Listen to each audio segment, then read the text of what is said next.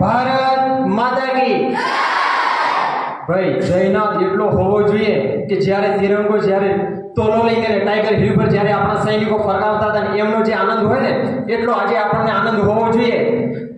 ઉત્તરમાં અંબાજી અને ધીમા આસન ધીમામાં ધરણીધર રણના કાંઠે કરે રખોપા ઈ નળેશ્વરીથી નાતો રણને કાંઠે કરે રખોપા એ નળેશ્વરીથી નાતો સૌથી ન્યારો મારો બનાસકાંઠો.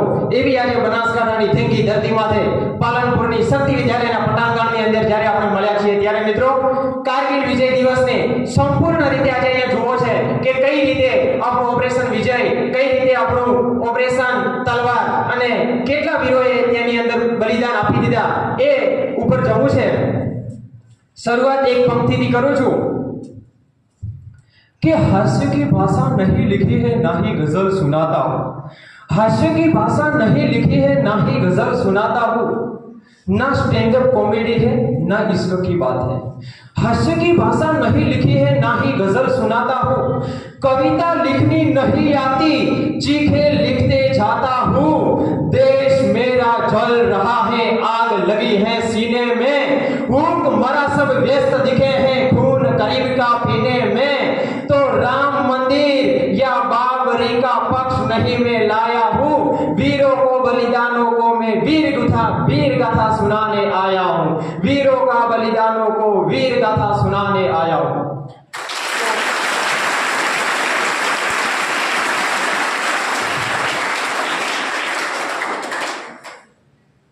મિત્રો આજના વિજય કારગિલ દિવસ નિમિત્તે યોજાયેલ કાર્યક્રમમાં ઉપસ્થિત માનનીય કે સાહેબ શ્રી તથા સ્ટાફગણ અને શાળાના વહાલા વિદ્યાર્થી ભાઈ બહેનો,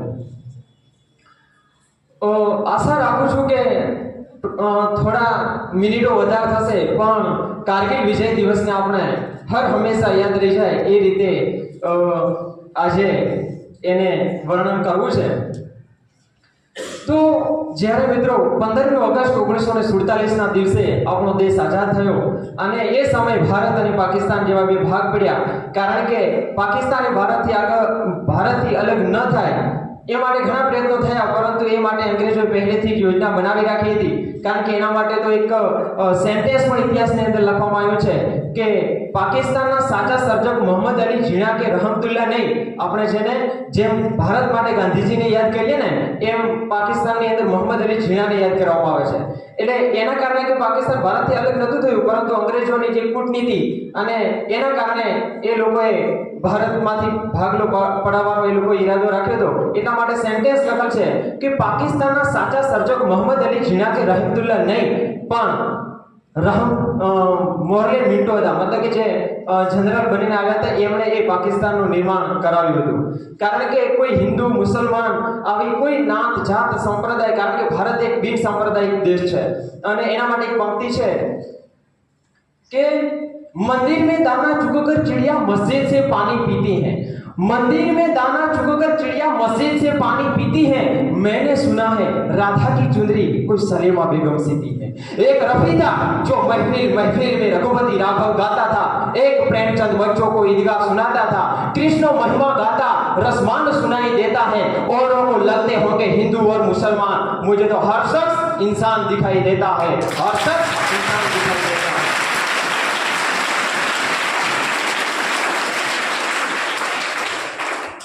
એ સમયે 362 દેશી રજવાડાઓમાંથી ભારતના મોટા ભાગના રજવાડાઓ જ્યારે ભારત સંઘની અંદર ભળી જાય છે, પરંતુ 3 એવા રજવાડા છે કે ભારત સંઘમાં ભળવાનો ઇનકાર કરી રહ્યો છે. એમાંનું એક એ જમ્મુ કાશ્મીર. કારણ કે જમ્મુ કાશ્મીરના રાજા એ હરિસિંહ હોય છે અને હરિસિંહ એ હજુ કોઈ નિર્ણય લે એ પહેલા પાકિસ્તાન દ્વારા એના પર આક્રમણ કરી દેવામાં આવે છે અને ભારતની મદદ પહોંચે એ પહેલા તો જમ્મુ કાશ્મીર પર 3 ભાગનો કબજો એ પાકિસ્તાન લઈ લે છે અને ત્યારે આપણું સૈન્ય પહોંચે છે. તો એના પછી પણ આપણે નાની મોટી લડાઈઓ લડ્યા છે પાકિસ્તાન સાથે. 1965નું યુદ્ધ પણ લડ્યા, 1971નું યુદ્ધ પણ લડ્યા અને ઈસવીસન 1998ની સાલમાં અટલ બિહારી વાજપેયીની સરકારના સમયે આપણે ભારત દેશ એ પરમાણુ સંપન્ન દેશ બને છે. મતલબ કે આપણે પોખરણ ખાતે એક પરમાણુ ધડાકો કરીએ છીએ. એ વિશ્વને સાબિતી આપી દે છે કે ભારત પણ પરમાણુ સંપન્ન દેશ છે અને એ સમયે પાકિસ્તાન પણ પરમાણુ સંપન્ન દેશ હોય છે. હવે જો આ બે દેશો પરમાણુ સંપન્ન હોય અને એક દેશ જો બીજા દેશ ઉપર આક્રમણ કરે તો એ મતલબ ભયાનક યુદ્ધ ફેલાય. એટલા માટે થઈ અને અટલ બિહારી વાજપેયી ઈસવીસન 1999 21 ફેબ્રુઆરી 1999 ની અંદર પોતે દિલ્હીથી લાહોર જવા રવાના થાય છે બસની અંદર અને લાહોર ખાતે જે લાહોર સમજોતા થયા જેની અંદર બંને દેશોએ હસ્તાક્ષર કર્યા અને જે પણ ભૂતકાળની અંદર જે યુદ્ધો લડાયા હતા એ યુદ્ધોને આપણે ભૂલી જઈશું અને એક આપણે નવો ઇતિહાસ રચીશું, એક નવું સંકલન સાધીશું. બંને દેશોએ સાથે આર્થિક વિકાસની પ્રક્રિયામાં જોડાશે. પણ જ્યારે અટલ બિહારી વાજપેયી જ્યારે પોતે બસમાંથી ઉતરે છે અને એમના સન્માન માટે પાકિસ્તાન દ્વારા 21 તોપોની સલામી આપવામાં આવે છે. પણ મિત્રો કોઈ ભારતીયની ખબર નહોતી કે એ જે 21 તોપોની સલામી જે અટલ બિહારી વાજપેયીને આપવામાં આવી એ જ તોપો એ જ્યારે મે જૂન મહિનાની અંદર એ આપણા સૈનિકો ઉપર મળી જશે. હવે ખરેખર ઘટના શું હોય છે કે જે આ કારગિલ આપણે બોલી રહ્યા છે એ કારગિલ એ જે લદ્દાખ છે ભારતના નકશાની અંદર તમે જુઓ તો લદ્દાખ અને ત્યાં આગળ જે લાઇન ઓફ કંટ્રોલ જે આપણી રેખા છે અને એ ત્યાં આગળ જિલ્લો આવેલો છે કારગિલ. તો આ જે યુદ્ધ થયું હતું એ કારગિલ જિલ્લાની અંદર થયું હતું. અલગ અલગ ક્ષેત્રોની અંદર એના 4 વિભાગો છે. તો જ્યારે એ સમયે જે 1999ની સાલની અંદર એ સમયે પાકિસ્તાનના વડાપ્રધાન હોય છે નવાઝ શરીફ અને ત્યાંના જે જનરલ હોય છે એ હોય છે પરવેઝ મુશર્રફ. હવે પરવેઝ મુશર્રફ દ્વારા શું કરવામાં આવ્યું મિત્રો? તો પરવેઝ મુશર્રફ દ્વારા જે એક અલભદ્ર નામનું ઓપરેશન ચલાવવામાં આવ્યું અને એ ઓપરેશન મતલબ કે જે કારગિલ જિલ્લો છે ત્યાં આગળ -30 ટેમ્પરેચર મતલબ કે એટલું ત્યાં આગળ ઠંડુ હોય છે કે જેના કારણે આપણા સૈનિકો પણ એ ત્યાંથી જ્યારે ઓક્ટોબર મહિનો આવે ત્યાંથી એ લોકો પોતે સરહદ પરથી પાછા આવી જાય અને પાકિસ્તાનના સૈનિકો પણ એ સરહદ પરથી પાછા ચાલ્યા જાય. પણ આ વખતે પરવેઝ મુશર્રફ દ્વારા કંઈક અલગ પ્લાન હતો. એ લોકોએ 1999 ની અંદર મિત્રો ઘટનાક્રમ એવો ગોઠવ્યો કે જ્યારે ભારતના સૈનિકો એ જ્યારે સરહદ પરથી પાછા ચાલ્યા જાય ત્યારે આ વખતે આપણે પાછા નહીં જઈએ. પરવેઝ મુશર્રફ દ્વારા એવું પ્લાન કરવામાં આવે છે, ઓપરેશનનું નામ આપવામાં આવે છે અલભદ્ર. અને એના અંતર્ગત કે આ વખતે આપણે જ્યારે ભારતના સૈનિકો પોતાની સરહદ છોડી અને જ્યારે પાછા ચાલ્યા જાય છે એ વખતે આપણે આપણા સૈનિકોને જે ભારતીય સૈનિકો જે પોતાના બંકરો છોડીને ગયા છે, પોતાના જે કેમ્પ છોડીને ગયા છે એ ત્યાં આગળ આપણે આપણી સેના ઘુસાડી દઈશું. ત્યાં આગળ હથિયારોથી સજ્જ આપણે એ કેમ્પોને કરી દઈશું. તો હવે તે અલગ જગ્યાએથી 4 જગ્યાએથી કારગિલની અંદર ઘૂસે છે. પહેલા એ લોકો મસ્કોકના એરિયાની અંદર ઘૂસે છે. એના પછી એ લોકો પહેલા મસ્કોકના એરિયાની અંદર એ લોકો ઘૂસે છે. એના પછી બટાલિકના એરિયાની અંદર એ લોકો ઘૂસે છે. એના પછી એ લોકો દ્રાસના એરિયાની અંદર ઘૂસે છે. આ રીતે અલગ ક્ષેત્રની અંદર એ લોકો ઘૂસણખોરી કરી. હવે આપણને આ વાતની કોઈ ખબર જ નથી કે ઘટના આવી થઈ રહી છે, કારણ કે ભારતના સૈનિકો તો ત્યાંથી પાછા આવી ગયા હતા. પણ જે ત્યાં આગળ પહાડી વિસ્તાર છે એટલે પહાડી વિસ્તારમાં ઇન્ડસ્ટ્રી ઉદ્યોગોનું પ્રમાણ ઓછું હોય અને ત્યાં આગળ જે પહાડી પ્રાણી જે યાક હોય તો એ યાક ત્યાં આગળ લોકો ચલાવતા હોય છે. એમાં એક તાસીદિયાલ નામનો વ્યક્તિ હોય છે. એ તાસીદિયાલ વ્યક્તિ નામના નું એક પ્રાણી ખોવાઈ જાય છે યાક. અને આ યાક એ પોતે શોધખોળ માટે જ્યારે યાકનો શોધખોળ માટે જતા હોય છે એ સમયે પોતે દૂરબીનથી દેખે છે અને દૂરબીનથી દેખવા છે ત્યારે એમને કંઈક હલચલ દેખાય કે ભાઈ જે લાઇન ઓફ કંટ્રોલ છે ને ત્યાં આગળ કંઈક હલચલ થઈ રહી છે. એટલે તાસીદિયાલે એ આવી અને સેનાને વાત કરી, ભારતની આર્મીને વાત કરી કે ત્યાં આગળ કંઈક ઘૂસપેઠિયા હોય એવું કે લાગે છે. ભારતના સૈનિકોએ પણ ત્યાં આગળ જોયું તો કે ખરેખર કંઈક ઘટના તો છે, કંઈક હલચલ તો દેખાઈ રહી છે. તો એના માટે એક પેટ્રોલિંગ પાર્ટી નીમવામાં આવી.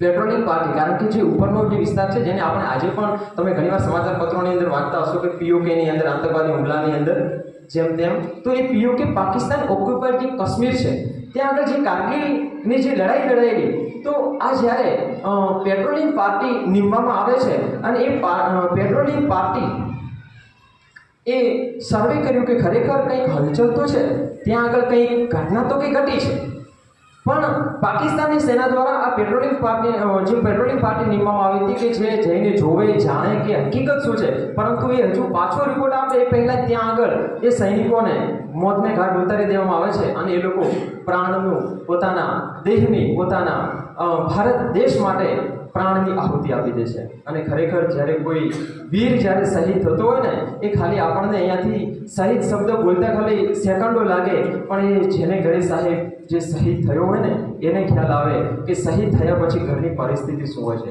જ્યારે પણ કોઈ વ્યક્તિ એ જ્યારે સેનાની અંદર ભરતી થતો હોય ને, તો સાહેબ માત્ર એના બે જ ઉસૂલ હોય છે, એક કાં તો કે તિરંગાને ફહેરાવી દઈશું અથવા તિરંગાની અંદર લીપટાઈને ઘરે આવી જઈશું। આ એના બે જ ઉસૂલ હોય છે, કાં તો કે તિરંગાને હું ફહેરાવી દઈશ અથવા તો તિરંગાને હું તિરંગાની અંદર લપેટાઈ અને પાછો આવીશ। તો એ જ્યારે પેટ્રોલિંગ પાર્ટી એ ત્યાં આગળ 5 મહિના રોજ જ્યારે એ સૈનિકોને મોતને ઘાટ ઉતારી દીધા, ત્યારે એક બીજી ઘટના ઘટે છે કે જે 9 મે હોય છે, એ 9 મેના રોજ કારગિલ જિલ્લાની અંદર એક પાકિસ્તાન દ્વારા તોફનો ગોળો નાખવામાં આવે છે। અને મિત્રો, એ તોફનો ગોળો ક્યાં નાખવામાં આવ્યો તો કે જ્યાં આગળ ભારતની સેનાનો દારૂગોળો હતો, મતલબ કે જ્યાં આગળ શસ્ત્ર સરંજામ એકઠો કર્યો હતો, અને તે કેમ્પ પર આવી અને કારગિલની અંદર જ્યારે ગોળો પડે છે ત્યારે એક જ મિનિટની અંદર ભારતને 127 કરોડ રૂપિયાનો લોસ જાય છે।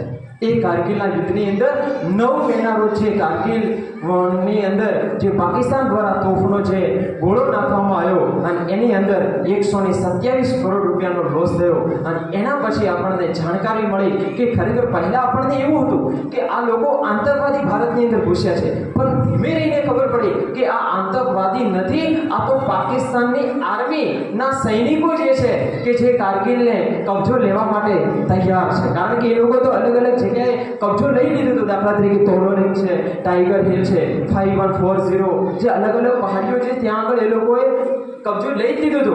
પણ હવે ભારતની આર્મીને ખબર પડે છે કે યુદ્ધનું મંડાવવાનું છે, મતલબ કે યુદ્ધના એંધાણ વાગી ગયા છે અને યુદ્ધ થવાનું હોય ત્યારે ત્યાં આગળ જે મર્દ લોકો, કારણ કે એ એટલા તો બહાદુર હતા નહીં કે લોકો સામે છાતી આવીને વાર કરે, કારણ કે એટલે એ લોકો તો બહાદુર હતા નહીં કે સામે છાતી આવીને વાર કરે, કારણ કે એ તો મર્દ માણસ જ ભય કરી શકે કે સામે છાતી કઈ રીતે પડકારીને ઘા કરવો।